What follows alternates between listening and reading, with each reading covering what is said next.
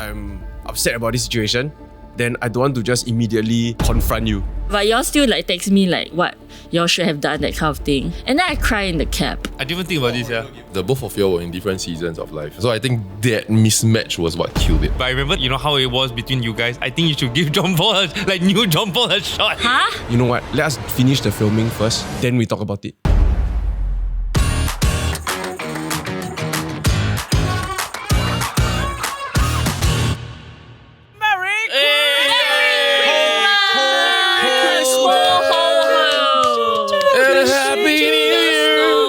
Wow, we sang 3 different carols. Yes, Dan's favourite is the Sam Smith version of Have yourselves. I obviously That's can't do so it, good. but that wow. song is I thought very he was in the I room. think my sia. favorite modern Christmas song is the Santa Tell Me by Tell you what. Tell me if you're really there. If you guys really just want one album that's really, really good, right? Rod Stewart with his like very raspy voice really feels like Christmas. Okay, Tell me that's if it. you're really there. You think children this day and age with so much access to internet, blah, blah, blah, right? You think they still believe that Santa is real? Yes. Up to a certain age. Idiots. No, because children Proceed. they cannot have smartphone before then. So until they What I don't understand, right, is why do parents even teach about Santa? Because you don't get the credit. Like, if I bought a PS5, I want my kid to know that it was from me. Like, say thank you to me, not thank you, Santa.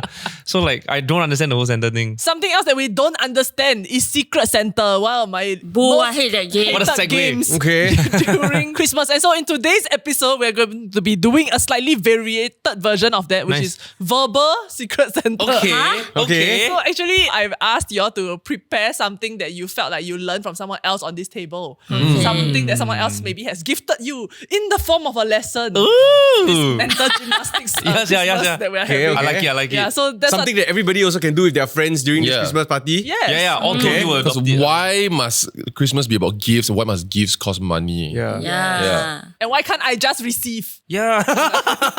This is also a cheaper way of doing Secret Santa. Yes, free way. Budget friendly. Budget zero. But memory, happiness, 1,000. 1,000. Yeah, so does anybody want to kick us off? So I have one. Oh. So mine is from John Paul. Wow. Not the fake. Okay, we're done it. Okay. John Paul. Was something that John Paul said to me. He felt like after knowing and working with me for many years, he feel like I am not as patient as I were before. And I took I took weeks to like really like think about that in all my little ways, because I think I'm really good at justifying my own bullshit and my bad behavior. Right. Like saying I got no time or like you know what not, and I got so many things on my mind, so I need to speak very efficiently and blah blah blah. So I think that really made me think over the past few weeks on why I am the way I am. And I'm sure to a certain extent all the excuses that I give myself are valid, but I also feel like even if you have all the good reason to slap someone, right? You shouldn't always choose to slap someone. Not that they're slapping in this office. You know that. Don't f- my reputation like that. Dangerous analogy. Like, why? Yeah, I mean to drive the point lah, right? That because it is true. I feel like over the years, as much as we work with people longer and longer, the expectations of them would grow, man, because you don't want to have the same conversations or the same level up conversations with people. And so when those things don't happen, it's like if I reacted the way I reacted last year or the last 5 years, I'm just gonna expect the same kind of standards the following year. And I feel like to a certain extent, I'm doing a disservice to both of us.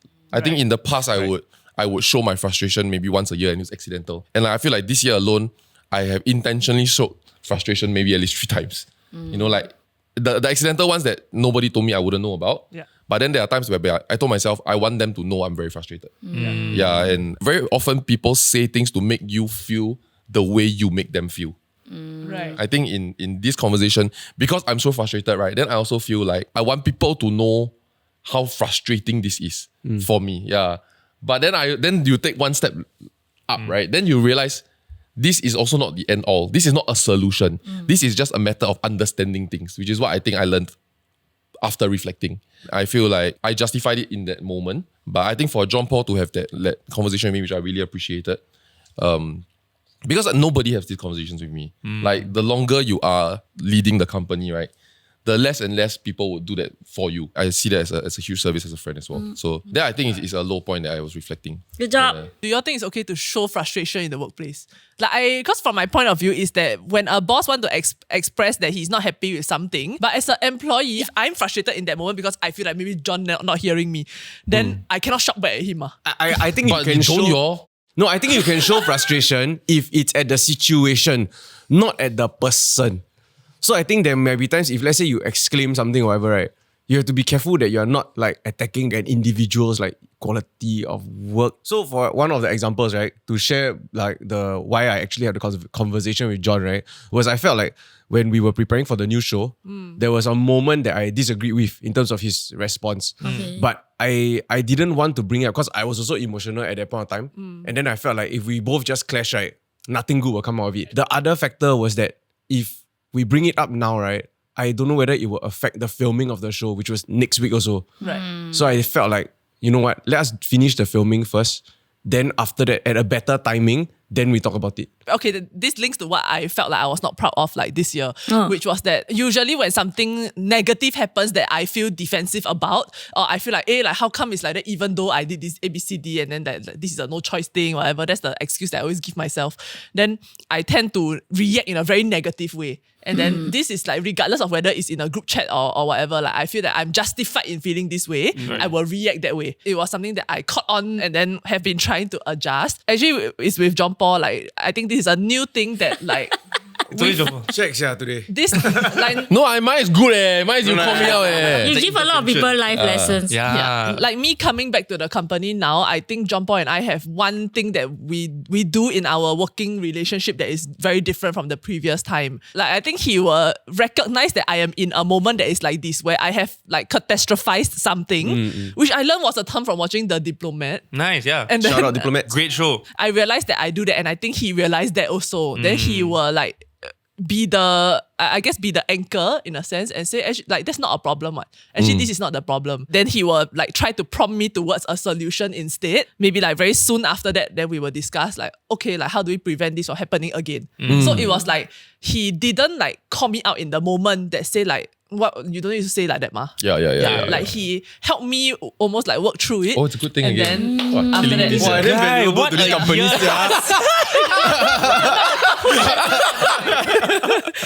No, I agree. Like one of his evolutions this year is his follow-up game strong. Oh. I want you to know, we worked so many years, only this year you follow up game strong. Growth. Finally. Good appraisal. So for me, actually, even though I said good things about John Paul, actually my gift is to Alison. Yay. A reverse from Yeah. reverse. What from did I Snatch give you? You gave me the gift of listening. I realized that like And listen. You can't They don't call her Oh, AirTalk. that's my primary school They don't call her nickname, AirTalk. that was good. I don't get it. She's You nice. you gave me the gift of laughter. Which is what Nathan means in Hebrew. Oh. No. Joe Nathan. Joker. Oh. Jonathan. Okay.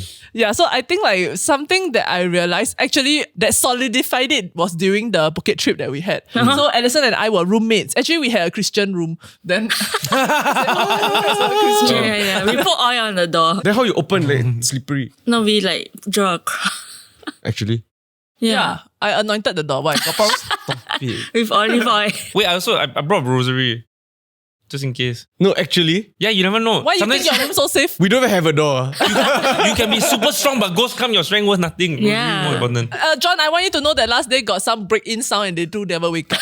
No, we woke up. No, I was on the same floor. I somehow wake up. They just slept. It's crazy. Then we like, whatever. I want you all to know yoga ordered McDonald's. There was a point where we were playing games and then I got very frustrated. But then, you know, everybody chained together, that one very stressful, right? So then after 2 rounds, I feel that I need to extract myself from this game. And then thankfully somebody... No, the point was that I was stuck because if I stop playing, now the whole chain cannot move. Then I'm very frustrated and then I don't like the things that I'm saying. Like I will say like, hey, number 3, why you like that? Number 3, like, number 3, you keep screwing up. Like, who am I anymore? I'm this monster. Then I keep trying to pass it off. Nobody want to take over because they see how frustrating the game is. Finally, I managed to go to my room to lie down. And then at some point, like, Alison came in to do her mask also, right? Then when she was walking past, I just wondered out loud, oh, I feel that like maybe someone was a bit hurt by something that I said during the game. Then I think instead of like saying like, oh, like she'll be okay or whatever, she actually like stopped because she was actually going to go back out already. So she was just taking something, she put her mask and she was going to go back out. Then she like stopped. Then we had a full-on conversation about like kind of looking back on what happened. Then like I already texted the person at that point. Yeah, then So cute. After that, I went to help a scout. Scout for what? So you're going to listen. After I listened to the story, then I went to Drama. You mean ask out. I went to the other room to see what's happening. she went to Alison. See, Yeah, so like I think like what Alison reminded me of is that like you can afford to take like that 5 minutes to be very intentional with somebody and have a proper conversation, and then that is relationship building. Well done, Hey, Alison. solid lah. I didn't even know I do anything. Them dramas, play game. Yeah. Shit, I didn't even think about Oh, this. horrible Yeah. game. So my lesson this year is from Denise. Whoa! And I think, right, when Denise left us for a bit, we obviously had to hire other people and we had to try. And I think it was good. It was a good goal. And then, you came back and then like, oh, okay, like great, awesome. But I think in that middle period, we were trying to figure out what life looked like and what like working without Denise looked like and working with new producers looked like. I think at least for me, because I will also be involved in scripting, I was also hosting. I think we did a lot of things this year. I think I felt like absolutely no disservice to anybody that we've had, but I felt like I became very, very lenient, or like I decided to maybe not focus on teaching, I focused on taking over. Because I felt like maybe some things weren't up to scratch, maybe some things wasn't as it used to be. And so then instead of me going, okay, how can I contribute in trying to groom the next person who could maybe be a Denise or like as good as Denise, I just went, never mind, I'll just do it myself. And then in that process also, maybe I let my standards slip a bit. I would say, okay, that's fine, when it wasn't, just because it was the easier thing to do. And I think having Denise back and seeing how you work with the other producers and like seeing the standards in some sense return. Like I think it's just more of like seeing that you can be nurturing while also holding up certain standards. That's actually the valuable thing to do for everybody around you. I think that was a great reminder, and I think that was the gift for me, because oftentimes I think I always straddle between trying to be a good manager versus being a liked manager, and that's always a problem, because being a liked manager sometimes means that you end up being a bad manager because you become lenient. I wanted to say that like I also saw on TikTok that even when it comes to simply like delegating work or giving somebody a chance to try something, if every step, right, can be accomplished to about a 70% how you might be able to do it, you should delegate it, because 30% is ego. When a manager is able to remove their ego, that makes them like 100 times better manager. Yeah. My gift is from Boss John. It'll be awkward if you're whipping me. So thank you for picking me. Okay. Boss John taught me the gift of gifting. Oh. So on my birthday, I went to eat with my family in the afternoon at like a cafe. Yeah, then I was very happy because I never spent my birthday with my family in a long time. Then I bumped, so I was already very happy. And then suddenly someone next to me say like, "Hello ma'am, do you order a coffee?" Then I'm like, what the hell, I just arrived. I didn't order that. I turned out it was Pat and John. Then I was like, oh my god. Then I bumped into that, very happy and all. Then after that, the waiter, like a while later, they left. And then the waiter come and tell me like, John bought my whole family like dessert. Oh. Like for the table. Wow. Like he can just buy one or don't buy anything. But no, I see like I thinking in my head like he buy or then he say he just ordered the most expensive one or whatever. Then I feel very touched because like he didn't really have to do it for me, he could just say happy birthday and just left. Reflecting on myself, I feel like I'm not say the best gifter because I always scared I disappoint people or I get very frustrated. Like I don't know like what amount is good enough. Right. But when he gave me that, right, like, it made me like so happy. And then it opened a conversation with my family. Then it just make the mood very merry. Then when I see my nephew eat the cake and the fruit, then all of them like, wow, very nice. Like, and then I like so touching. Then I was like, oh my god, like sometimes it's like quite nice to give gifts. Yeah. Like he's not even there to see the reaction, He just left. And she That's didn't a damn power move. She even tell me, she didn't even like text me after that to say we got it, like, you know. So like, and like 2 hours later I text her, Sorry, did you all buy the set? No, I did. I sent you a picture. I texted you first. Oh, the restaurant master and just charge them. After that, right, I try to be more. Okay, I'm quite a Grinch person. But after that, I like see the value of it, and then I try to like give small little things No. when I feel like I want to give something to make the person happy. I've also been having the conversation of generosity with my friends, but in a slightly different way. Recently, my partner was sharing with me this story inside the Bible where it says if somebody slaps your left cheek, offer right. them your right. Ass cheek. Must be balanced, ma. It's damn weird if it's... No, so then you stun them with the generosity. Well, there's definitely different interpretations. As in, it's like it contextualized in my partner's one of her work exchanges recently. So like over email, she was like making a request to another department, and then the guy replying back was being very rude about it, even though it's really not her fault. Yeah. Like she replied him very, very nicely. Then after that, right, suddenly the guy like 180. Then was like reply very nicely, say please, say thank you some more. Yeah. Kill them with kindness. It's almost there. So Yeah. then I realized But how do that you know like, when you're enabling, rather than... But it's whatever Like if it's the meant to lesson, get back, like right? if let's say he still reply back again after that and then he's Yeah. still damn rude, right? Yeah. Then do you still continue to do the same thing? But then you you don't hold your have- head up high. Yeah. You can be But proud she of was not yourself. being. Then he chop it off. She was not being sarcastic, being nice, ma. She was being genuinely. I think being nice and being a pushover is a different thing. Yeah. So I think that like that kind of helped me look at generosity in two ways, right? One is that I'm blessed to be a blessing, and then the other way is in the form of like being gracious. Yeah. Now I pass the ball. Who catch? If you want, I can go and pee. It doesn't have to So you generous, got so this much guy. P1 Okay. All of you have, in your own ways, provided me with a lot of like counsel. Oh. Yeah, like I can go to all of you and talk about different things and open up. Because like the first half of this year, right, was like vulnerability for me, like learning how to be a bit more vulnerable. And so being able to open and talk to you about different things when I need, right? And then all of you kind of like showed up, which was great. Which was great. You just like, that's such a brush off compliment after that. No, so I think that was like that's like the first gift. Okay, so I go and pee. Okay. Hey, really? So like I think the second half, right, was after being vulnerable already, then it's learning to be like kind to myself. Then all of these I think are in steps for me to try and like work towards being more like emotionally mature lah. So the example that I have is with the one that you mentioned earlier between us. When it was happening, Dan was also around. So immediately I feel like, okay, I'm upset about this situation. Then I don't want to just immediately talk about it or confront you. So instead, right, then Dan was available. So I straight away like pull him into the room. Then we started talking. Then he shared the same tip with me, which is like, okay, you write it down first. Yeah, so that you remember everything that you're feeling and thinking about first. Then later, then you... I didn't do it, but great. I did. The idea was there. In theory, great advice. Could have been more persuasive. No, but in that moment, I like really appreciated that like, hey, you know what? It's not that there's nobody here that I can then do this. It's like Dan is available and accessible to me. You know what I mean? Yeah. So I felt like that was great. And then after that, when we actually had the conversation, the other thing that surprised me was that I was just trying to handle this in the best way that I felt possible. And I think during the conversation, because I also don't know how it will go, right? You did bring up how you appreciated the way that I handled it lah. I think randomly also like you have brought up about like points about like seeing emotional growth with me. So then to me, those all help to like validate like the process that I'm going through. So yeah. It's nice to watch you become a human over a few years. Yeah. Actually, he quite human, ma. What are you all talking about? He's very nice to both of y'all because y'all work with him and like he brought you in. And But he seeing the talked to y'all version that different. you have seen.